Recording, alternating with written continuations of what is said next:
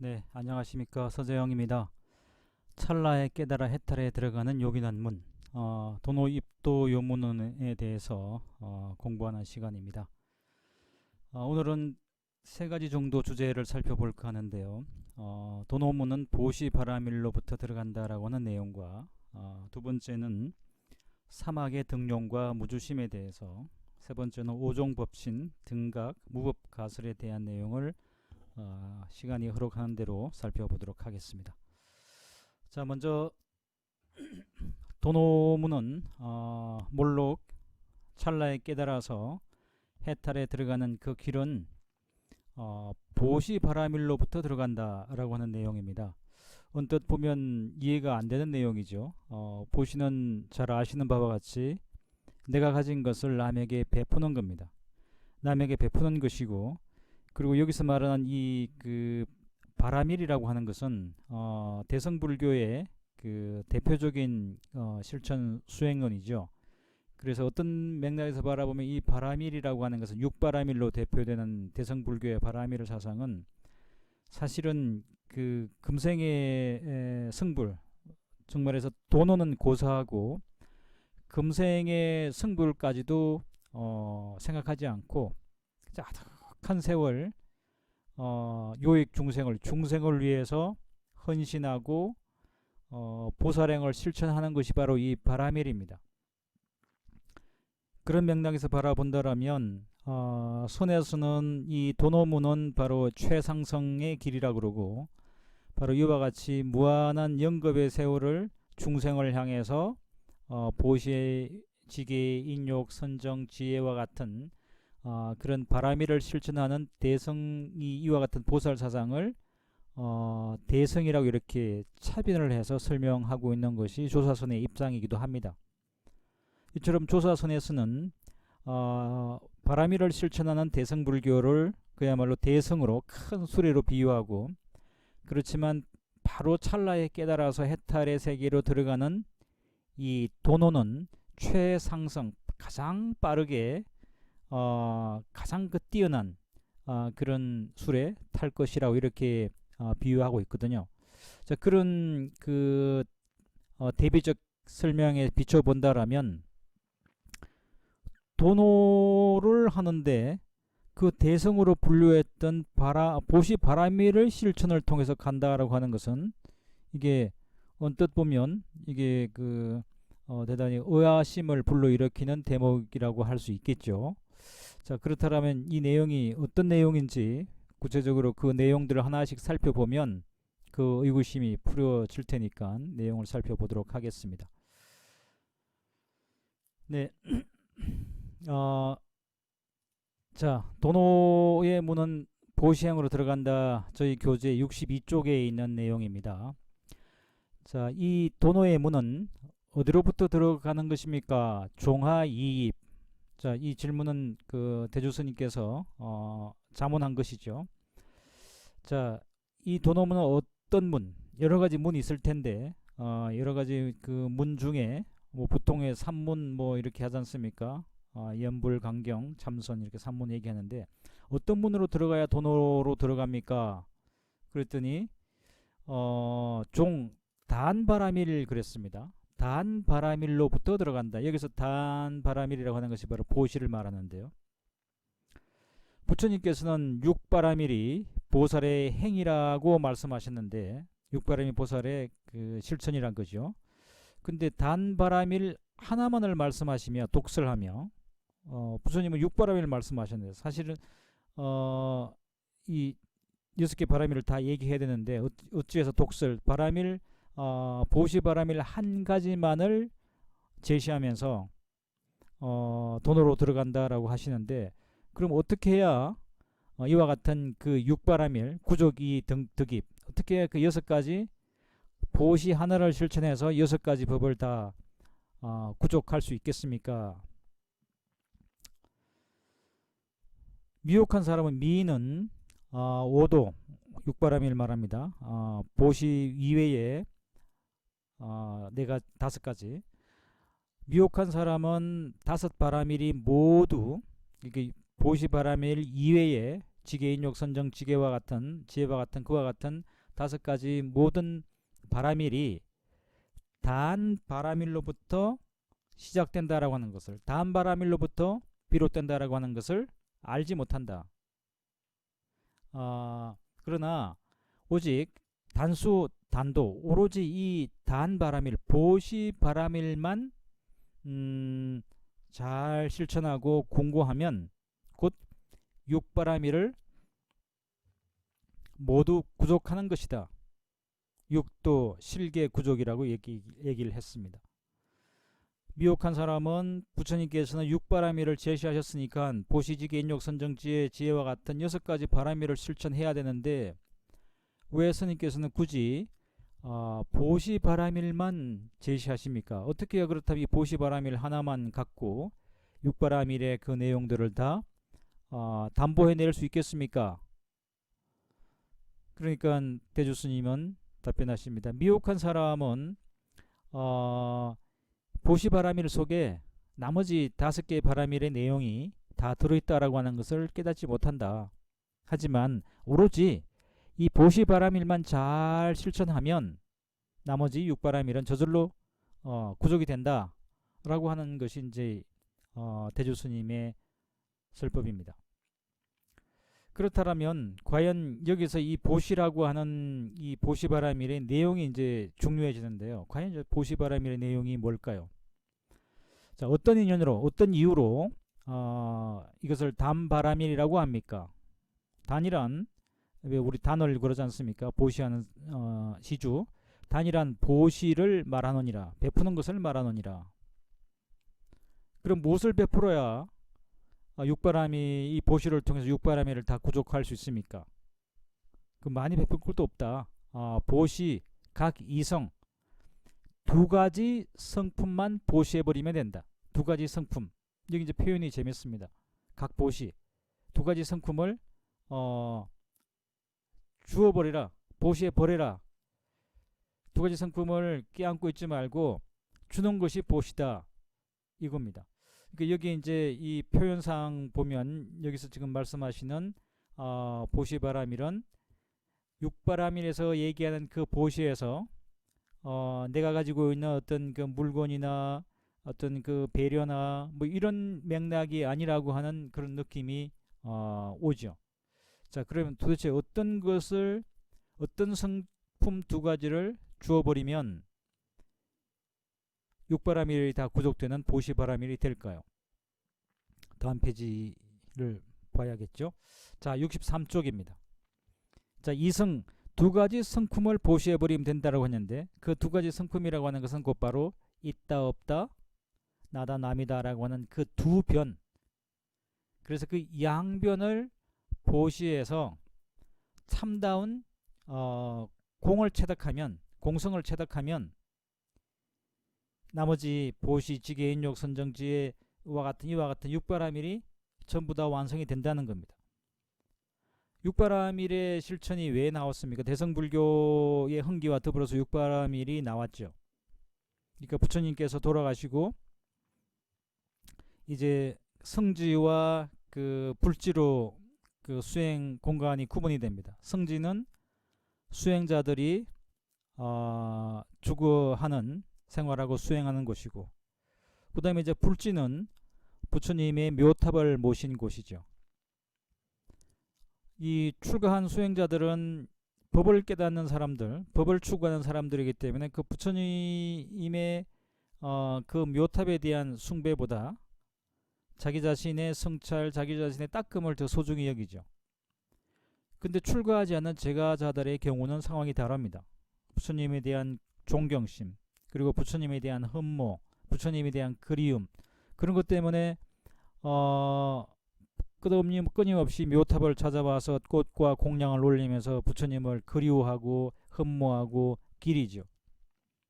바로 그 제가자들의 공간이 바로 불지입니다. 부처님의 땅, 부처님의 영토라고 할 수 있겠죠. 자, 근데 그 부처님의 영토에 따라 찾아오는 수많은 그 불지를 찾아오는 제가 신도들에게 부처님이 어떤 분이었는지에 대해서 설명하는 법사들이 등장합니다. 그래서 법사들이 등장해서 부처님의 생애에 대해서 쭉 이렇게 설명을 해주죠. 부처님은 이런 분이셨다. 당신들이 흠모하고 그리워하는 부처님은 이런 분이었다. 근데 그런 얘기를 쭉 하다가 이제 보면 어떻게 해서 부처님은 그 미정료의 깨달음을 얻게 되셨을까? 부처님 미정료의 깨달음을 얻게 된 이유는 과거 전생에 수많은 바라밀행이라고 하는 말이 그 말 그대로 바라미타 건너간다는 뜻이지 않습니까? 사바세계를 건너간다. 수많은 사바세계를 건너가는 종교적 실천을 했기 때문에 그 종교적 실천의 결과로서 부처님이 되셨다라고 하는 이야기들을 이제 그 묘탑을 찾아온 제가자들에게 얘기해 주죠. 그래서 부처님의 전생에 언제는 뭐 어떤 그 국왕으로 태어나서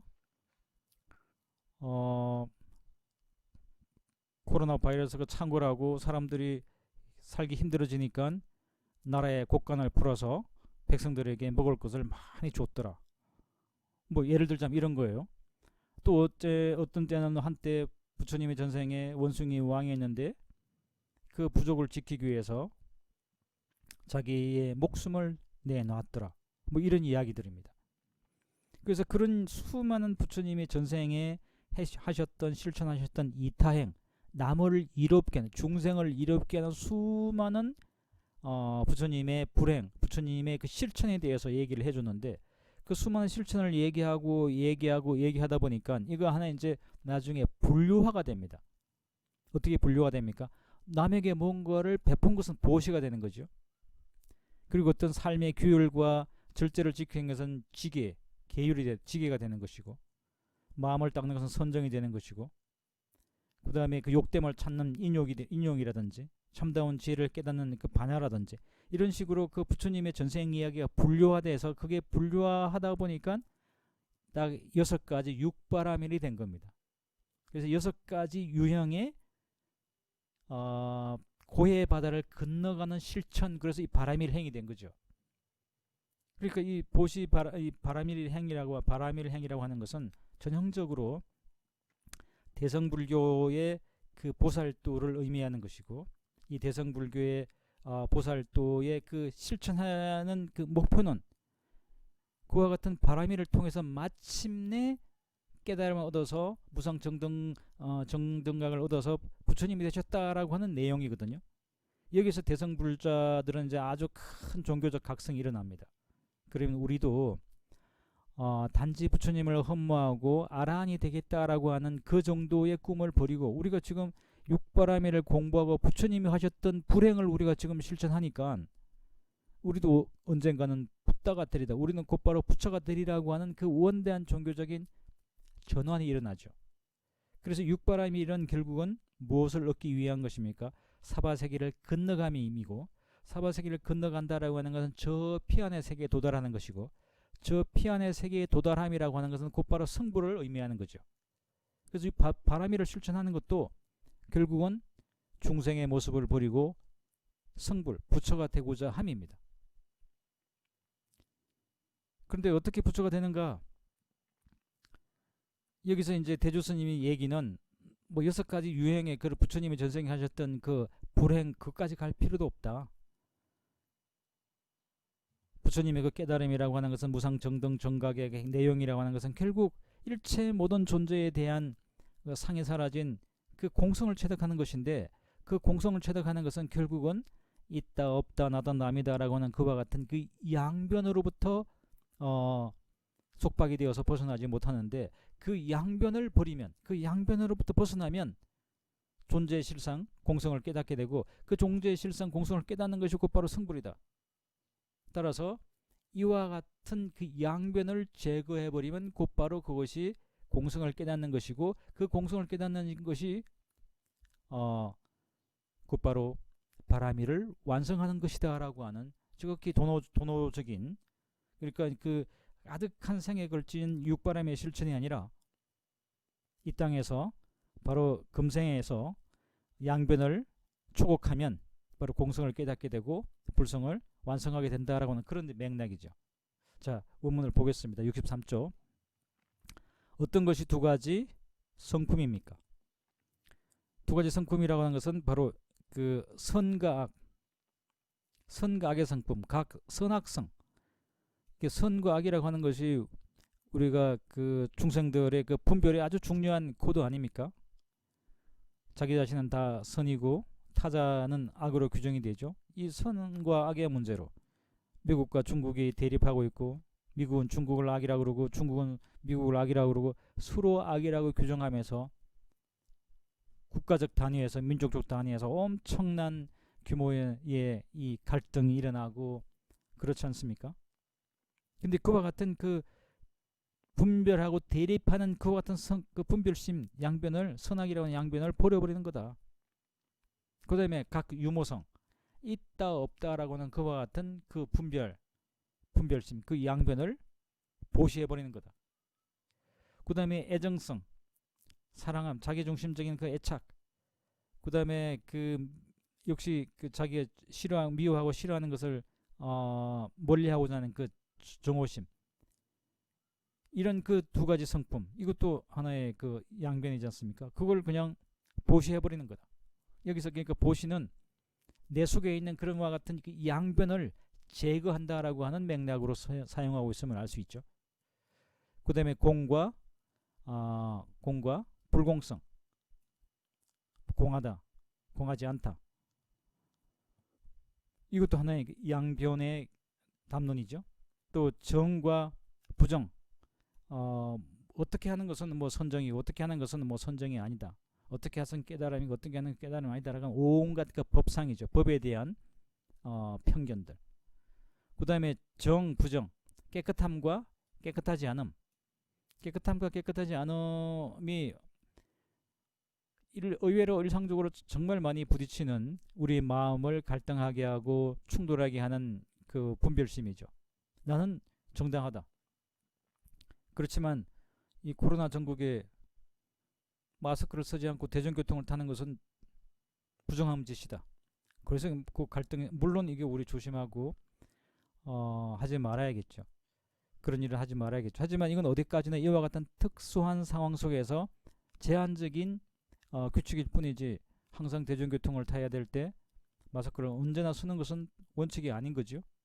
그냥 진리라고 하는 것은 무유정법이고, 지금은 단지 지금 이 상황 속에서만 그런 겁니다. 근데 이런 상황 속에서 나타났던 정과 부정을 절대화하면 그것이 바로 우리의 마음을 분별심으로 갈등하게 하고 미움과 사랑을 구분하게 하는 또 하나의 코드가 되는 거죠. 그래서 정과 부정을 보시해버려야 된다. 줘버려야 된다. 이게 누구에게 선물하는 것이 아니라 내 속에 있는 것들을 떨쳐내버려야 된다는 거죠.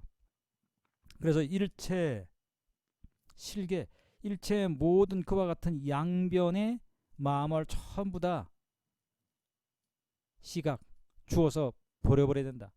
보시해서 없애버려야 된다. 그래서 그렇게 되면 내 속에 있는 이와 같은 아와 타와, 그리고 있음과 없음과 선과 악과 정과 부정과 선정과 산란함, 이와 같은 모든 그 양변, 분별, 양변을 보시해서 제거해버리는 것이 바로 여기서 말하는 두 가지 그 보시고, 그렇게 보시를 하게 되면 뭘 얻게 되냐면 적득, 곧 얻게 된다. 이성공, 두 가지 성품의 공함을 얻게 된다. 두 가지 성품의 공함이 뭐겠습니까? 나다, 남이다, 있음, 없음, 이와 같은 그 분별, 변견의 두 가지 성품이 텅 비게 된다. 사랑할 것도 없고 미워할 것도 없고 선행도 없고 악도 없는 그런 그 절대 공을 체득하게 된다. 그 절대 공을 체득하게 되는 그 경지가 곧바로 불지, 부처님의 경지이고, 그것이야말로 진정한 그 바라밀의 의미이다. 그러니까 육바라밀의 모든 그 행에 갖추어서 실천한 그 끝에 그 부처님의 경지가 있는 것이 아니라 이와 같은 내면에 있는 두 가지 양변을 제거해 버리는 것, 보시해 버리는 것이, 그것이 곧바로 공성을 깨닫는 거다라고 하는 겁니다. 일반적으로 이제 보시하면 우리 3C를 얘기하지 않습니까? 제시, 내가 가지고 있는 물건을 베푸는 것. 배고픈 사람에게 밥을 주고 추운 사람에게 옷을 주고 목마른 사람에게 물을 주는 거, 이거 전부 다 제시죠. 그 다음에 대성불교에서 아주 강조하는, 금강경에서 그렇게 강조하는 삼천대천 세계의 칠보를 가득 채워서 보시하는 것보다 금강경의 한 구절이나 사국에만이라도 외우고 위인연설하는 공덕이 그보다 더 크다라고 얘기했던 그 법시, 법을 베푸는 것도 이게 보시죠. 그 다음에 법도 모르고 돈도 없지만 베풀 게 또 있습니다. 방실방실 웃는 거. 방실방실 웃으면서 사람들에게 마음을 편안하게 해주는 것. 그것도 보시라고 하죠. 그것이 이제 바로 무예시입니다. 이렇게 세 가지, 내가 갖고 있는 세 가지를 베푸는 겁니다. 이것이 이제 그 보시의 개념이고, 근데 그 보시라고 하는 것이 사실은 그 진정한 그 보시 실천을 하다 보면 3년이 공적한 경지에 이르게 된다. 그러니까 주었다라고 하는 상을 가지면 안 돼. 금강경의 핵심 주제가 바로 무주상 보시지 않습니까? 주었다라는 생각을 갖지 마라.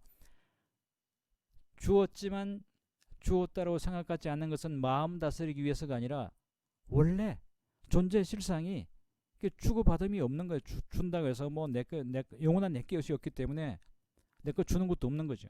그러니까 이 무주상 보시라고 하는 것은 무언가 베풀고 나서 내가 그 사람에게 우쭐대지 않기 위해서 주었다라는 생각을 내지 말아야지, 이런 정도가 아니고, 세상에는 그 어떤 것도 내가 갖고 있고 나의 소유로 갖고 있는 그 물건이 없는 거죠. 그래서 그 공한 걸 아는 겁니다. 그 공한 걸 알게 되면 주되 상을 낼래야 상을 낼 수가 없는 거죠. 원래 내 것이 아니었으니까. 그래서 이게 베푸는 물건이나 물건이 공하면 이 베푸는 자도 공하죠. 나가 재행무상하고 재법이 무한인데 나라고 해서 어디 있겠습니까? 베푸는 자도 없고 베푸는 물건도 없으니 당연히 그 받는 타자, 객체도 수자도 없죠. 그래서 이게 3년이 공적하다 그랬습니다. 보시를 하되 이 3년의 공적을 깨달아내는 거, 3년의 공적에 입각해서 실천해야 된다. 그러면 보시를 하면서도 참다운 실상을 깨닫는다는 거죠. 그런 내용이 금강경에서 얘기하는 무주상 보시고요. 그런 맥락에서 우리 광덕 스님은 이와 같은 그 보시를 무심순환이라고 그랬습니다. 마치 자연이 하늘에 내리는 비가 수많은 숲속에 그 나무와 초목에 그 수분을 공급하지만 그 구름이 야, 너 이게 수분 공급했으니까 너 내게 갚아야 돼. 이렇게 생각하지 않고 그렇게 요구하지도 않죠. 그렇지만 그 수많은 또 수분들은 하늘로부터 그 촉촉한 수분의 기운을 받고 그냥 또 꿀꺽 삼키고 마는 게 아니죠.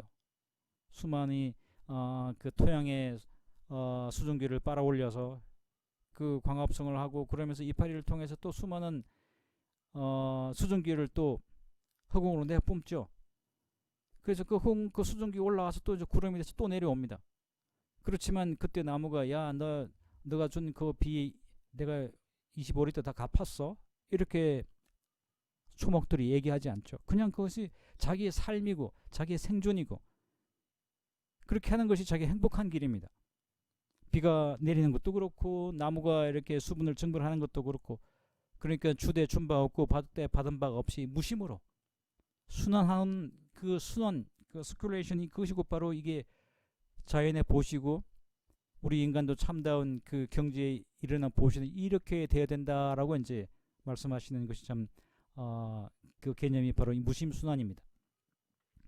이것이 보통 우리가 보시라고 하는 개념으로 이야기하는 내용인데, 여기서 대주 스님은 뭐 이런 그 삼시, 제시, 법시, 무예시 이런 것까지 갈 것도 없고 양변을 버리는 것이 그냥 보시다. 그래서 이 양변을 버리게 되면 분별, 망상이 그와 같은 모든 양변을 버리게 되면 그것을 통해서 내 속에 있는 모든 갈등과 미움과 증오와 사랑의 그 애착의 모든 감정들이 사라지고 내 마음이 허공과 같은 텅 빈 그 중도의 경지에 이르게 되고, 내 마음이 중도의 경지에 이르게 된 것이 곧바로 부처님의 경지이고 그것이 바로 그 굴지에 이른 것이다. 그러니까 이것이야말로 진정한 바라밀이다. 건너갔다 얘기죠. 다음 문장 보겠습니다. 만약 두 가지 성품의 공함을 얻었을 때 약덕 이성공시, 이제 나다 너다 사랑한다 미워한다 이런 그 두 가지 변견이 다 사라진 상태를 얻었을 때 이성공상, 또한 두 가지 성품이 공하다는 생각을 하지 않아야 된다는 겁니다. 이게 이제 금강경에서 얘기하는 그 무주상이죠. 보시를 하되 보시했다는 생각이 없어야 되고, 두 가지 변견을 보시해서 내가 두 대립 분별 망상이 사라진 중도의 경지에 이르렀다 하도 나는 중도의 경지에 이르렀다라고 하는 생각을 갖고 있으면 이미 또 다른 제3의 상을 만드는 것이고, 또 다른 그 상을 국집하고 매달리면 아무리 중도라고 중간이라고 할지라도 그 중간이라고 하는 또 다른 상이 만들어지는 겁니다. 그래서 이와 같이 두 가지 양변을 보시해 버리고 중도를 체득했을 때 중도를 체득했다는 생각조차 일으키지 말아야 된다. 무주상 보시지 않습니까? 상에 머물지 않는 보시. 또 보시한다는 생각을 하지 않는 것, 장념, 유시상. 나는 이와 같은 내 속의 두 가지 양변을 버려놓으라라고 하는 그런 자기 우쭐한 생각 마저도 하지 않는 것이 곧 참되게 보시바라미를 실행하는 것이니 만년구절이다. 이와 같이 두 가지 양변만 버리게 되면 온갖 인연이 모두 싸그리 끊어진다는 겁니다. 그러니까 여기서 이제 세 가지 개념이 나왔죠. 첫 번째 그 유와 무라고 하는 변견이 있고, 유와 무라고 하는 그 변견의 저편에 이제 이것을 다 버린 중도가 있죠. 자, 이것이 이제 그 유라면 요것은 이제 공이 되겠죠. 근데 유와 공을 이뤘지만 공이라고 하는 자기 마음의 상을 갖고 있다라면 이것은 또 다른 상이 되기 때문에 요 공이라고 하는 생각마저 버려야 되겠죠. 그래서 이걸 이제 공공 또는 뭐 필경공 그렇게 부릅니다. 그래서 유무라고 하는 변견과 그것을 얻은 중도, 그리고 중도를 얻었다라고 하는 생각마저 버리는 공공, 그런 내용들이 여기 다 이미 이제 들어있죠. 그래서 육바라밀의 구족이라고 하는 것은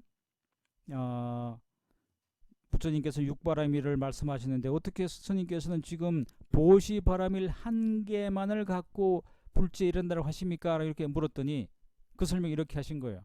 결국 불지에 이른다라고 하는 것은 일체 모든 상을 버리고 마음의 허공과 같아지는 것인데, 마음의 허공과 같아지는 그와 같은 실천의 가장 핵심은 내 마음속에 있는 변견을 제거해버리는 것이다.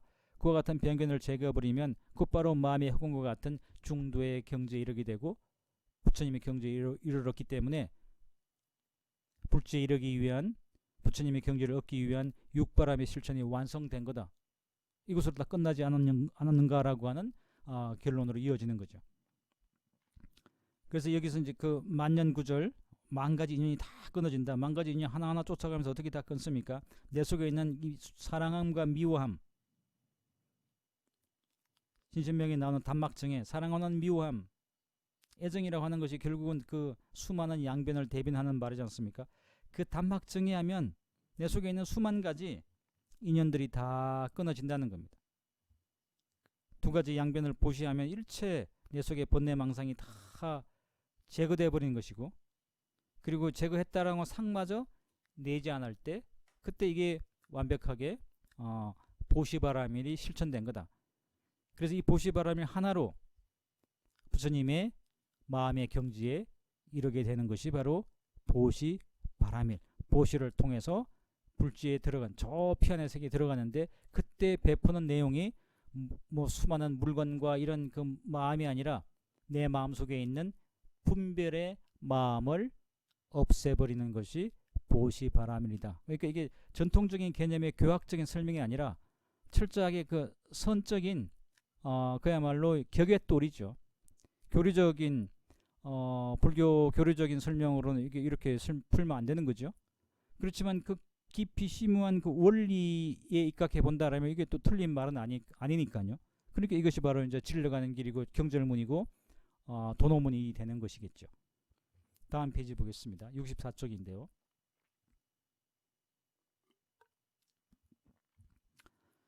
자, 일체처에 무심하면 법성이 공하다. 그런 제목을 달아봤습니다.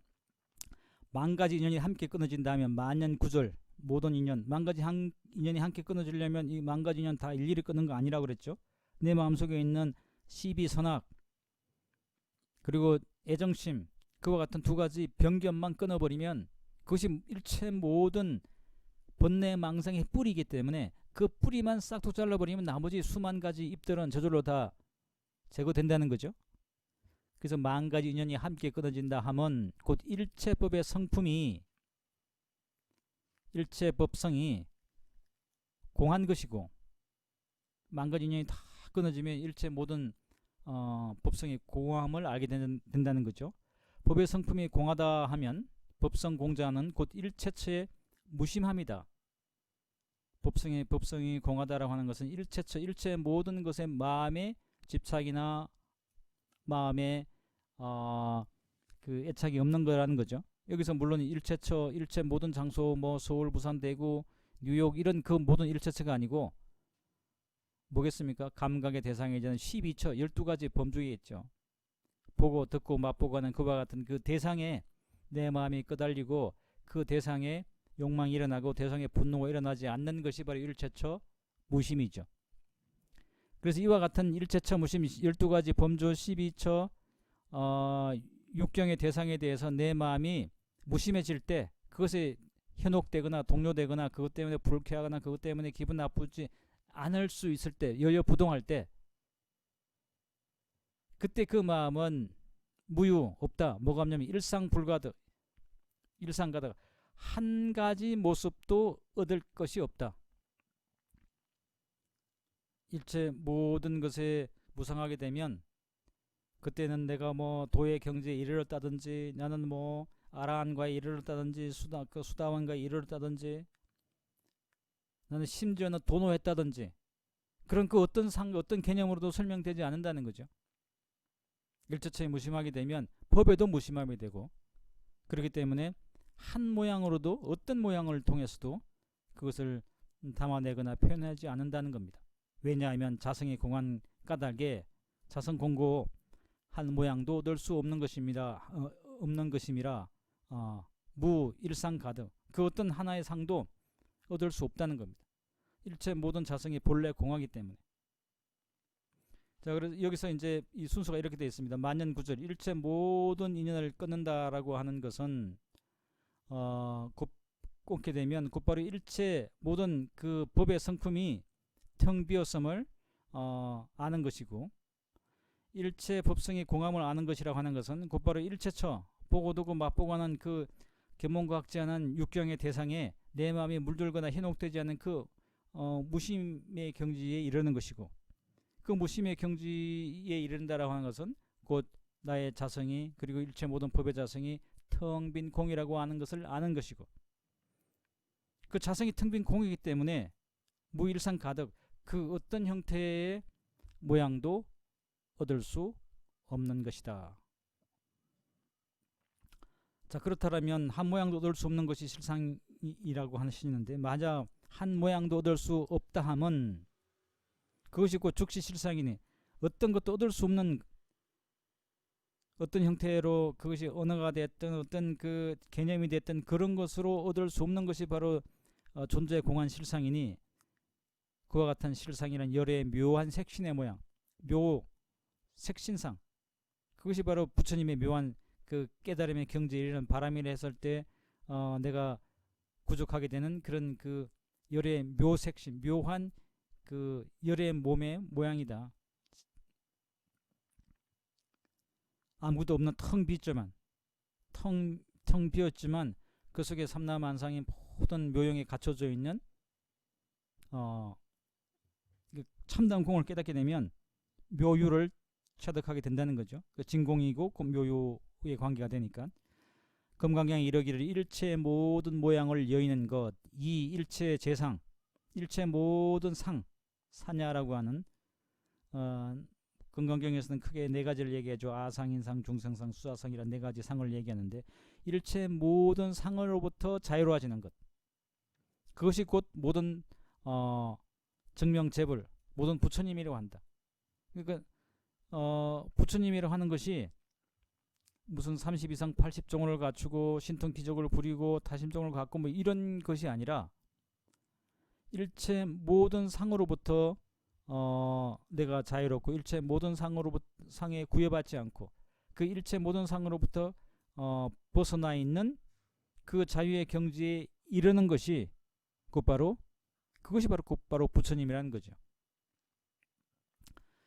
그래서 여기서 이제 아까 진공묘유 말씀드렸는데 진공은 바로 만법 구절, 일체 모든 법이 다 끊어져서 만가지 인연이 모두 끊어진 그 적정의 상태를 말하고, 그래서 이 만연구절이라고 하는 것은 바로 이제 쌍차의 관점에서 양변을 부정하는 관점이라는 거죠.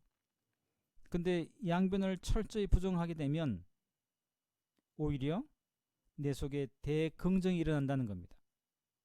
왜냐하면 내가 부정적인 것은 나라고 하는 작은 아상의 그 울타리에 갇혀 있으면 난 아주 협소한 존재가 되고 나와 거대한 우주가 분리되는 거죠.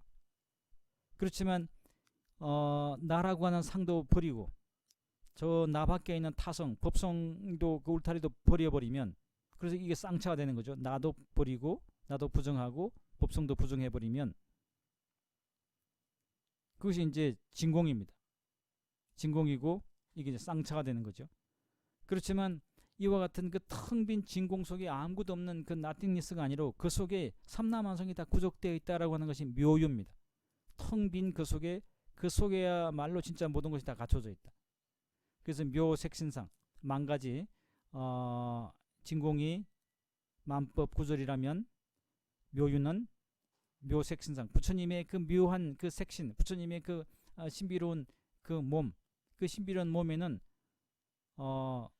만 가지 모든 그 묘한 작용이 다 갖춰져 있다.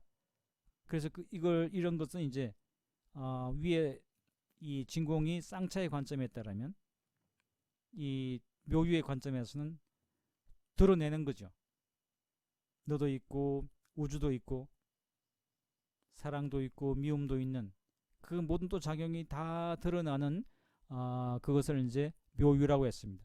여기서 지금 이 내용에서 설명하고 있는 그 핵심 요지가 진공을 설명하고 있지만 사실은 그 진공 속에 묘유가 있음을 의미한다라고 이제 성철스님께서는 좀 풀고 있죠. 자, 다음 페이지 보겠습니다.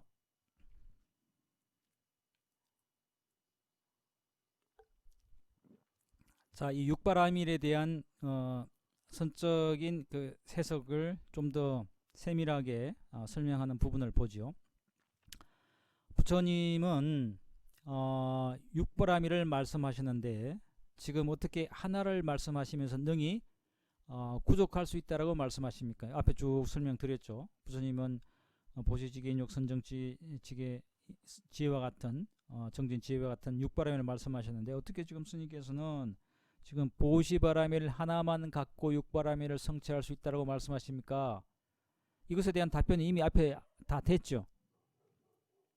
두 가지 양변을 버려버리면 결국 내 마음이 허적하게 되고 그 허공과 같은 허공법신을 체득하게 되고 그 허공법신이야말로 곧바로 부처님의 마음이기 때문에 그것이 곧바로 보시바라밀을 다 육바라밀을 다 실천한 것과 똑같다, 그런 맥락이었죠. 근데 여기서는 이제 경전적인 근거를 갖고 와서 설명합니다. 사익경에 말씀하시기를 망명존이 범천에게 말하되 만약 보살이 일체 번뇌를 버리면 약보살 사 일체 번뇌, 일체 모든 번뇌를 버리면 그것을 단바라밀이라고 하나니 그것이 보시오. 여기 이제 경전에 이런 구절이 나오는 거예요. 그 진짜 보시는 뭐냐? 내가 가지고 있는 물건, 뭐 빵, 옷, 뭐 이런 거 주는 그 정도가 아니라 진짜 보시의 끝판왕은 뭐냐? 진짜 보시의 끝판왕은 내 속에 있는 모든 번뇌를 주워버리는 것이다. 근데 내 속에 84,000 번뇌라고 그러는데 그거 어떻게 일일이 다 줍니까? 그것에 대해서는 앞에 이미 그 대주스님은 뭐라고 얘기했습니까? 그거 다 일일이 주는 게 아니다. 두 가지 줘버리면 된다. 사랑한다, 미워한다, 좋다, 싫다, 선다, 선이다, 악이다, 이와 같은 그 양변만 줘버리면 일체 삼라만상 84,000 가지 번뇌가 다 그냥 따라가 버린다고 이렇게 얘기했죠. 아무튼 이 사익경에 만약 보살이 일체 모든 번뇌를 버리면 그것이 곧바로 단바라밀, 보시바라밀을 성취하는 것이다 라고 했다. 그 다음에 모든 법에 대해서 일어나는 바가 없음, 제법, 무소연, 모든 법에 대해서 일어나는 바가 없음이 그것이 시바라밀, 계율, 여기서 시라고 하는 것은 이제 신라에서 신라를 엄찬 말이죠. 일체 모든 법에 대해서 일체 모든 법 제법이지만 그 제법의 범주가 12처 18개 그에 있는 법이죠. 그러니까 일체 모든 법 보고 듣고 맛보고 하는 그런 견문각자는 그 육경의 대상에 대해서 그걸 보고 마음에 물들어서 분노하는 생각이 일어나고 집착하는 생각이 일어나고 애정하는 생각이 일어나는 바가 없는 상태. 그것이 곧바로 이 최고의 계행을 지키는 거다. 아무리 계행을 잘 지키려고 해도 내 속에 욕망과 분노가 치끌어 오르면 그 계행 지켜지지 않잖아요. 근데 일체 어떤 그 역경계와 순경계를 당해도 그것에 내가 혹하지 않고 항상 마음이 고요하면 그거보다 더 지킬 계율 자체가 없는 거죠. 세 번째, 제법 무소상. 모든 법에 대하여 내가 그 손상하는 바 없음, 상처받는 바 없음. 모든 법에 대해 상처가 없는 것이 이것이 찬재바람의 인욕이다. 인욕은 뭐 욕됨을 참는 거잖아요. 누가 나를 욕했는데 욕한 것에 대해서 모욕감을 느끼고 화가 불같이 치밀어 오르면 이건 내 마음이 손상된 것이고 상처를 받은 것이고 상심이 된 거지 않습니까? 근데 보고 듣고 맛보고 하는 그와 같은 모든 그 경계에 있어서 내가 그렇게 상처받거나 상심하지 않으면 그것이 곧바로 인욕이다. 그러니까 상처받은 뒤에 그걸 참으면 이미 인욕하기 늦죠. 이미 그거 내 마음이 이미 상처가 되고 울분이 치밀어 오르고 그리고 그냥 그 밤잠을 못 잤는데 그걸 억지로 참으면 어떻게 되겠습니까? 암 걸리죠. 죽는 거죠. 뭐 우라병으로. 그렇게 상처받고 손상된 뒤에 그걸 참으려고 하면 그게 어리석은 거라는 겁니다. 그럼 아예 참지 않는 상태로 만들어야 된다. 참을 필요가 없는 상태. 참을 필요가 없는 상태가 뭐냐? 제법의 무소상. 일체 모든 경계에 내가 상처받지 않도록 해야 된다. 상처를 안 받으면 참을 까도 없죠. 건강경에 뭐 가리왕 할절 신체할절 아상인상 중생상 수자상에서 내가 응생지단했다라고 이런 구절이 나옵니다마는 거기에서 부처님이 과거에 가리왕에게 사지를 찢길 때도 화를 내지 않을 수 있었던 이유는 곧바로 내가 아상인상 중생상이라는 그 상이 없었기 때문이고, 상이 없다라고 나라고 하는 상이 없기 때문에 내가 모욕받았다, 내가 상처받았다, 내가 상심했다라고 하는 그 생각조차 없는 거죠. 그런 생각이 없으면 참아야 된다, 인욕해야 된다 이런 필요도 없다는 겁니다. 그러니까 상처받은 뒤에 참아야지, 인욕해야지, 그건 이미 늦다는 거죠. 어떻게 된다는 겁니까? 일체 제법에 대해서 손상하지 않으면 이미 인욕이 완성된 거다. 더 이상 참을 필요도 없으니까요. 그 다음 네 번째, 모든 법에 대해서 모양을 떠남. 제법 이상. 일체 모든 법에 대해서 그것이 좋다, 나쁘다, 갖고 싶다, 갖기 싫다, 내게 후진 거다, 뭐 이런 상. 그런 일체 모든 상이 주는 모든 제법이라 하지만 그 제법 뭐 6가지 경계죠. 색성량 미축법이죠. 보고 듣고 맛보고 촉감 느끼고 받아들이고 하는 것. 그와 같은 제법에서 그 내 마음의 어떤 상황, 이거는 좋은데 이게 좋은 걸 그 사람이 줬으니까 내게 마음이 있나 봐, 이런 상까지 다 떠나버리면 그게 내 마음이 항상 고요하죠. 그게 바로 정진이다. 그러니까 상이 있으면 이걸 왜 줬을까, 이 사람이 내 생일인데 왜 이렇게 허접한 선물을 줬을까, 이 사람이 내게 사랑이 떨어졌나, 이렇게 생각하고 있으면 이게 이제 마음이 덜 끓고 번뇌가 가득하고 그걸 이제 끊기 위해서 정진해야 되는데, 근데 일체 모든 제법에서 그와 같은 상이 아예 없으면 정진할 일 자체가 없는 거죠. 내가 이미 요요부동인데 이미 정진을 통해서 도달해야 될 지점이 이미 도달해 있으니까. 그러니까 여기 이 사익경에서 얘기하는 모든 구조는 본래 그 불성의 자리에 있게 되면 육바람이 저절로 구족된다는 거죠. 그 다음에 다섯 번째, 모든 법에 대해서 머무는 법 없음, 제법, 무소주. 모든 법에 의해서 내 마음이, 소주라고 하는 것은 법에 마음이 국집해서 야, 저 자동차 좋다, 저 갖고 싶다, 야, 저 사람 멋있다, 저 사람이 사귀고 싶다, 이런 거잖아요. 그렇게 마음에 머무는 마음이 있으면, 마음에 어떤 대상에 딱 꽂혀서 집착함이 있으면 그게 뭐가 생깁니까? 마음에 번뇌가 생기고 그리움이 생기고 싫어하는 사람은 분노가 생기고 멀리하고 싶은 이런 마음이 생기지 않습니까?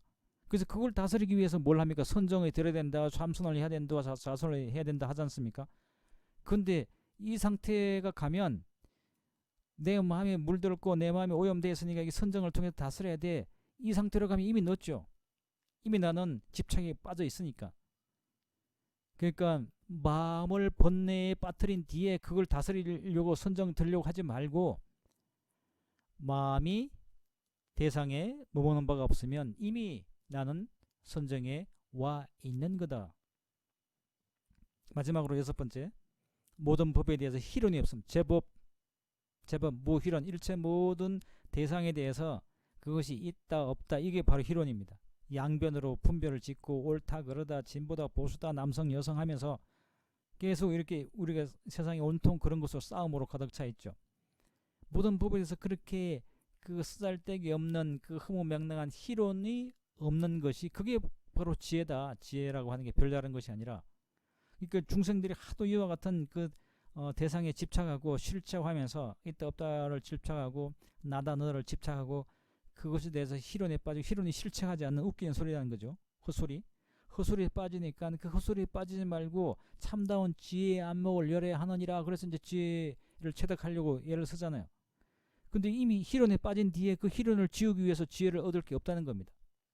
제법에 대해서 희론이 없으면 이미 지혜를 얻은 거라는 거죠. 자, 이상과 같은, 그러니까 어떤 요인을 만들고 그것을 제거하기 위해서 수행하는 것이 아니라 그 원인 자체를 제거해버리는 것, 그것이 곧바로 이 육바라밀의 진짜 대의다. 이게 정말 저는 맞는 말씀 같아요. 정말 이게 가슴에 와닿는 말씀이고, 원인을 일으키고 그걸 제거하기 위해서 그냥 고통스럽게 애쓸 것이 아니라 아예 그 원인 자체를 제거해 버리는 것이, 그것이야말로 진정한 육바라밀의 실천이라고 하는 내용이 이제 65쪽에 나오죠. 그래서 이 내용을 다시 보면 사익경에 말씀하시기를, 보시라고 하는 그것은 사일체 번뇌, 일체 모든 번뇌를 제거해 버리는 것이다. 그 의미는 모든 번뇌를 버려서 마음의 번뇌가 사라지는 그 무소유, 그러니까 모든 내가 가진 물건을 보시하는 것이 아니라 내 마음속에 있는 번뇌의 내용들을 보시해버리기 때문에 내 마음에 번뇌의 무소유가 되는 거죠. 번뇌를 아무런 번뇌도 소유하지 않는 상태. 이 상태로 성철 스님은 뭘 보시하는가? 있음 없음, 선과 악, 고통과 즐거움과 같은 그런 모든 차별적인 병견을 완전히 버리는 것이 바로 이 보시의 진짜 의미다. 진짜 보시의 의미는 물건을 주는 것이 아니라 세상을 차별 변기하는 그런 마음을 주는 거다. 두 번째 사익경에서 이제 지계를 뭐라고 했습니까? 제법 무소연, 일체 모든 법에 대해서 내가 마음이 끄달리지 않아서 대상의 흔들림이 없는 것이다 라고 이제 풀 수 있을 텐데, 이에 대해서 성철스님의 말씀은 마음법에 무심하고, 일체 모든 법, 만법, 만 가지 법이라 하지만 만법 뭐 6가지입니다. 색성량 미축법이에요. 그 모든 내가 경험하는 일체 모든 법에 내 마음이 무심해서, 현혹되지 않는다는 겁니다. 무심하고 무념해서 그것에 이제 끄달리지 않는 것이 바로 지계라는 거죠. 더 이상 계를 지킬 필요가 없는 경지니까. 그래서 중도와 자성 청정심을 구족하게 되는, 이미 내가 도달해야 될 목적지에 이르게 됨, 그것이 곧바로 이 지계의 진짜 의미다. 인용은 뭐라고 말씀했습니까? 제법 무소상, 일체 모든 법으로부터 상처받지 않는 것. 제법에서 마음에 상처가 생기거나 그 아픔을 느끼거나 손상되지 않는 그 어떤 그 마음의 굳건함, 그 마음의 굳건함이 곧바로 인욕이다. 그러니까 마음에 상처받고 난 뒤에 참아야지 이거는 이미 사후약방몸이라는 거죠. 마음이 상처받지 않도록 해야 되는 것이라는 겁니다. 성철 스님의 설법은 이렇습니다. 마음법에 대해서 마음이 손상이 없고 정감이 없고 손익이 없는 경지, 그것이 곧바로 이 인욕을 실천하는 것이다. 손익이 없으면 뭐 참고 자시고 할 거 없죠. 우리가 못 참고 그런 것을 손해봤다, 이런 생각 때문에, 그런 상 때문에 생기는 것이기 때문에. 그 다음에 정지는 제법 이상이라고 그랬죠. 일체 모든 법으로부터 상을 벗어나는 것이다. 이건 이제 마음의 상을 제거함이 수행에 요철하는 겁니다. 내 마음에 온갖 상, 잘났다 못났다 그런 상, 제법에 대한 이런 그 모든 상을 떠나는 것이 수행에 요철하는 겁니다. 성결스님은 일체의 본래를 보시함에 따라서 모든 상도 사라진다. 그러니까 상도 그냥 내가 갖고 있는 내가 잘났다, 너는 못났다, 백인이다, 흑인이다, 선진국이다, 후진국이다, 뭐 그런 그 모든 생각들 보시해버리는 것. 그러면 본래가 다 사라진다. 선정은 제법 무소주라고 그랬죠. 일체 모든 법에 내 마음에 머물지 않은 것. 그 대상에 집착해서 본래가 초래되죠. 그렇지만 대상에 내가 머물지 않으면 마음이 고요하고 마음이 평화롭죠. 따라서 모든 본래를 보시해서 더 이상 머물 곳이 없는 것이, 그것이 선정이다. 그 다음에 지혜, 제법 무희론, 일체 모든 제법에 있어서 희론하지 않는 것. 본래 뿌리는 앞서 말씀드렸듯이 있다 없다, 사랑한다 미워한다라는 그런 그 변견에 대해 온갖 희론으로부터 만 가지 번뇌가 생기죠. 그와 같은 만 가지 번뇌가 없는 것이 바로 이게 육바람일의 여섯 번째 지혜라는 것이죠. 일체 번뇌의 보시로 일체 모든 번뇌를 제거해서 버려서 무명에 대한 근원적인 단절, 그 무명이 근원적으로 단절되면 희론이 다 소멸된 거다. 이렇게 이제 그 육바람일에 대한 그 의미를 선적으로 풉니다. 철저히 전부 다 모든 것들이 마음의 문제로 돌려서 설명하고 있는 대명이죠. 자, 그래서 양변을 버리고 자성 청정심의 완전한 깨달음, 내가 본래 내 자성이 갖고 있는 그 자성의 그 청정심에 대한 그 완전한 깨달음을 얻게 되면 곧바로 그것이 중도를 정득한 것이고, 그것이 곧바로 이제 그 불지에 부처님의 지위에 이르게 되는 것이죠. 이렇게 중도의 정등각을 빼면 육바라밀을 실천한다라고 하는 게 무의미하다라고 하는 겁니다. 결국 육바라밀을 왜 실천하는가? 부처님의 마음이 되고자 합니다. 그 부처님의 마음의 내용이 뭔가? 그 중도의 정등각이다. 따라서 중도를 정등각하면 육바라밀의 내용 하나하나 개별적으로 실천하지 않아도 육바라밀을 통해서 얻고자 하는 핵심을 얻는 것이기 때문에 육바라밀이 성취된 거다. 이제 그런 맥락이지 않습니까? 따라서 육바라밀의 근본이 중도이므로 한 법을 깨치면